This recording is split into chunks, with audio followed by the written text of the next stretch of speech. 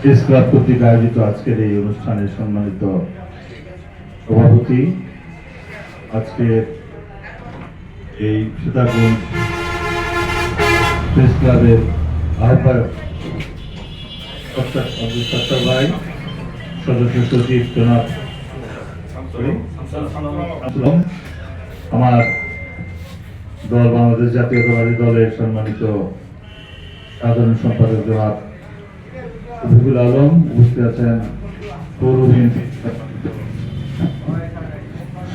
সম্পাদক জনাব ভারপ্রাপ্ত সাধারণ সম্পাদক জনাব সাদুল পারভেজ, সাংগঠনিক সম্পাদক সীতাকুণ্ড উপজেলা জনাব জামালউদ্দিন এবং হারিসুল ইসলাম, এবং উপস্থিত আছেন আমাদের পৌর বিএনপির নেতৃবৃন্দ, এর সাথে উপস্থিত আমাদের বিভিন্ন অঙ্গ সংগঠনের নেতৃবৃন্দ সহ এই প্রেস ক্লাবের প্রাণপ্রিয় সাংবাদিক বৃন্দ, উপস্থিত আছেন আমাদের ইসলামী ব্যাংকের কর্মকর্তা বৃন্দ সহ সকলকে জানাচ্ছি আসসালামু আলাইকুম। হিন্দু সম্প্রদায়,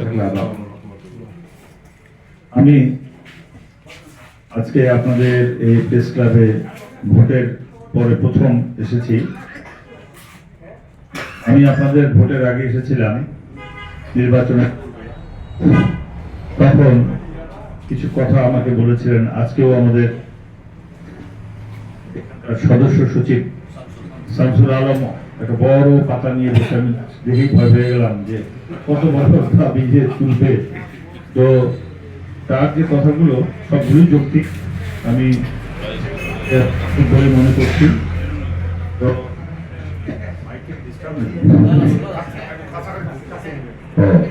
তো এই প্রেস ক্লাবটা যেন একটা স্থায়ী জায়গার উপরে করা যায়, সেজন্য কি করা যায় আপনারা আমাকে একটা পরামর্শ দিবেন।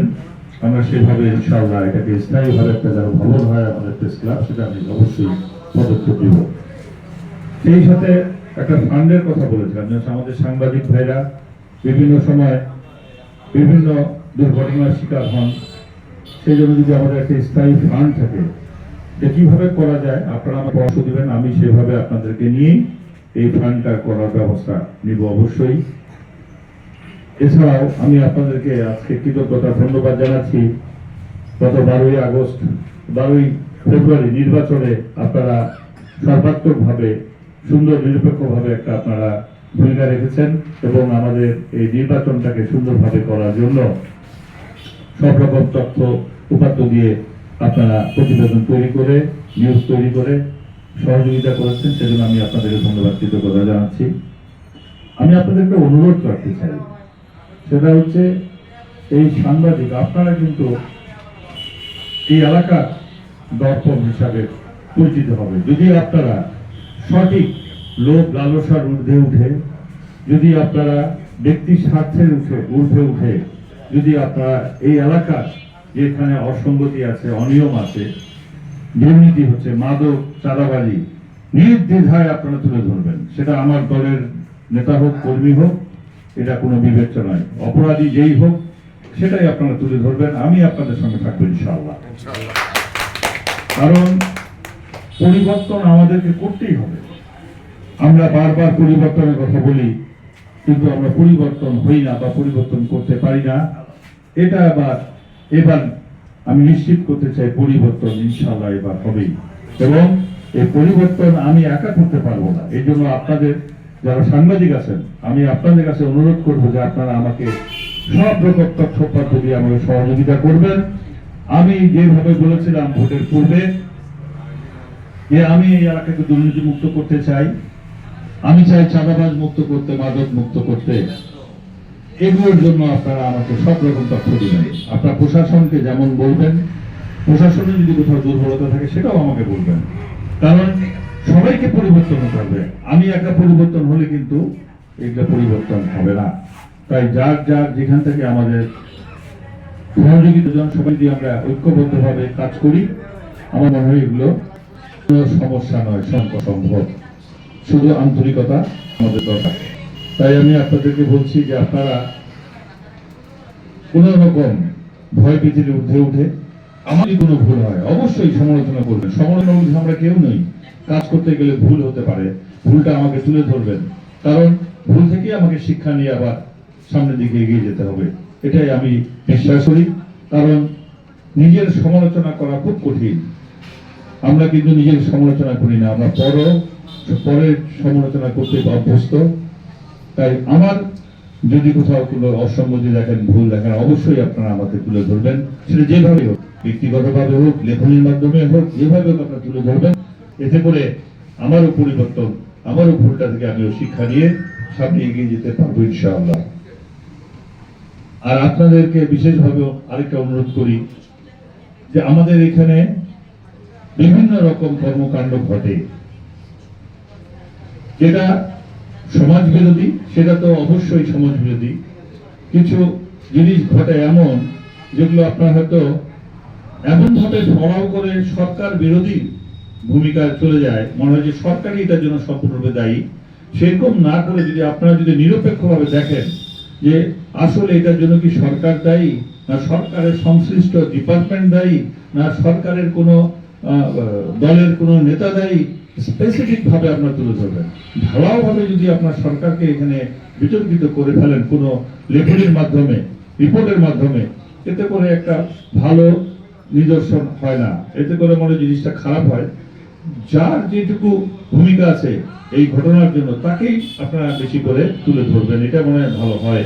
আপনি এটা লক্ষ্য রাখবেন যেন আপনাদেরও কাজ করতে ভুল হতে পারে, কিন্তু ভুলটা যেন ভুলের পর্যায়ে থাকে, আমরা যেন সেটা অন্যায়ের দিকে না নিয়ে যাই।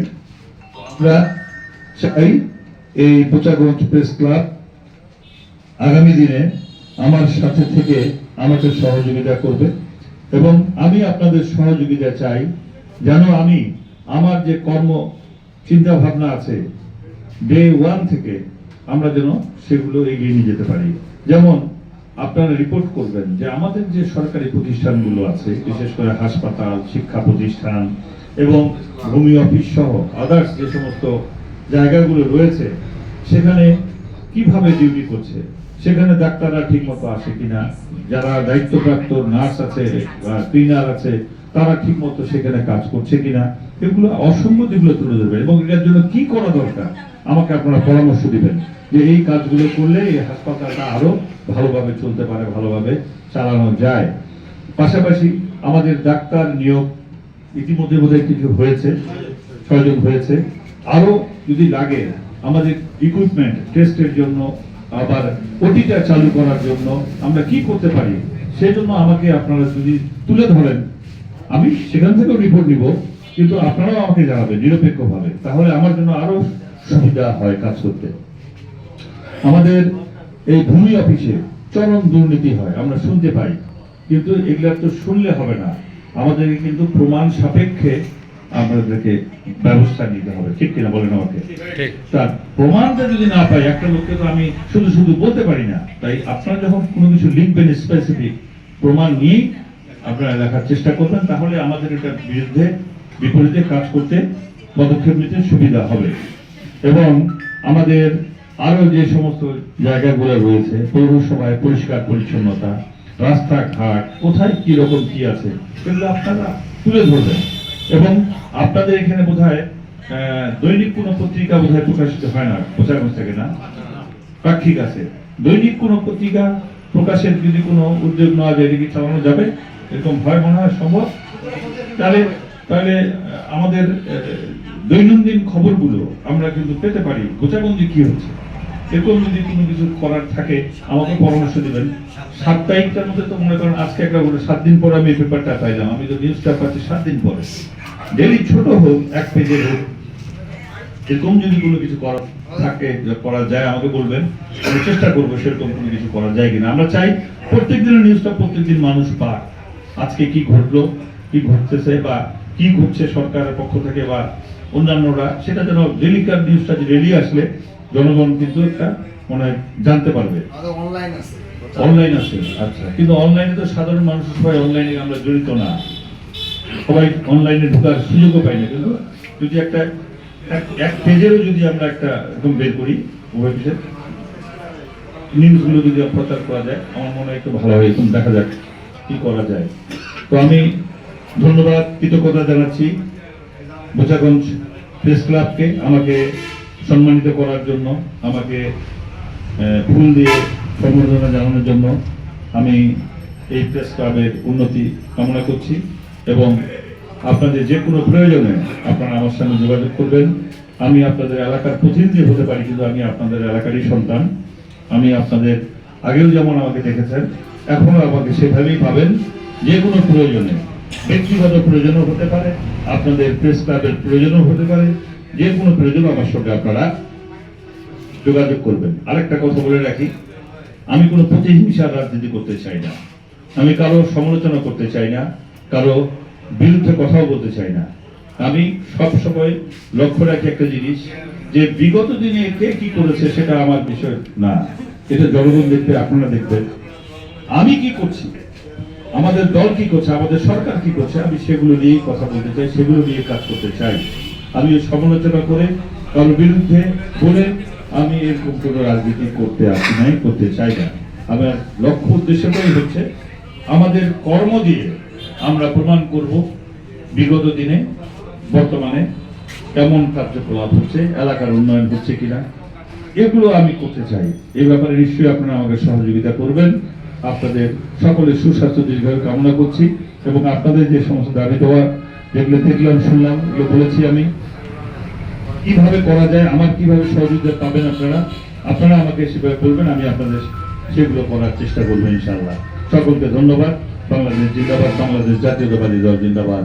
শহীদ জিয়া অমর হোক, দেশনেত্রী বেগম খালেদা জিয়া অমর হোক।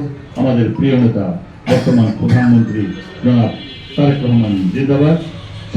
বোচাগঞ্জ প্রেস ক্লাব জিন্দাবাদ। সকলকে ধন্যবাদ। আসসালামু আলাইকুম।